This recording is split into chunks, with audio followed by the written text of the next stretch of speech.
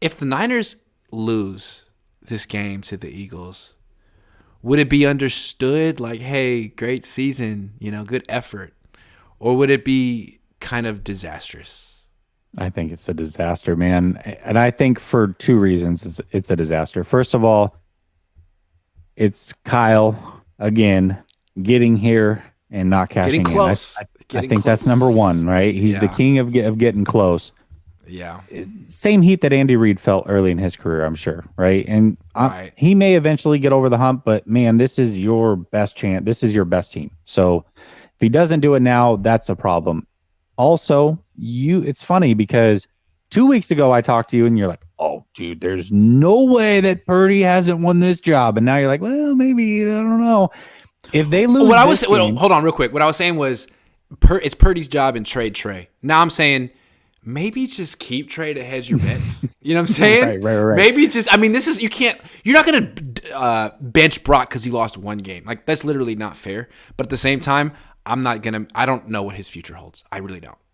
Yeah, but so you start to see a little bit of chinks in the armor, right? Once you take away his weapons, he's not whatever. So then let's just say they lose this game and Brock doesn't play that well. Now that door's wide open.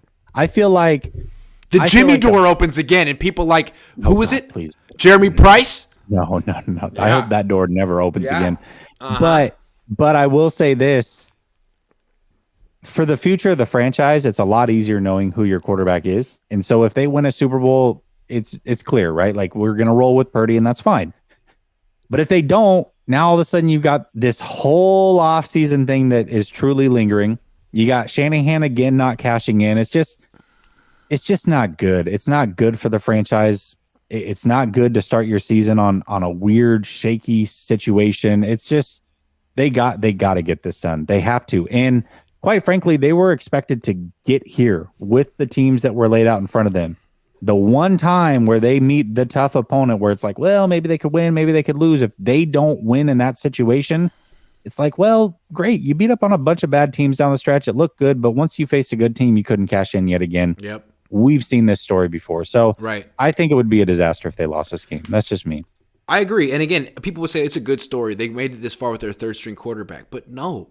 You're not trying to act like, well, we have our two guys coming back and this guy's just a temp. You're trying to say that this is your franchise quarterback. Mm-hmm. Michael Silver reported last week that he talked to people high up in the organization and said this is his job. He's our guy. Okay, so he's not your third string quarterback. Forget that narrative. Like, all that, mushy, sentimental stuff is over. This is your guy. So get it done. He's better than Jimmy.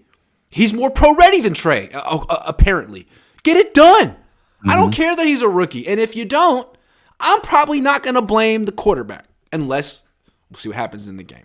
The only way that Purdy gets blamed is if he just comes out and plays horrible, which if he turns it over multiple times. If he turns it over multiple times, it's on him. But if he doesn't, I don't think that's going to happen.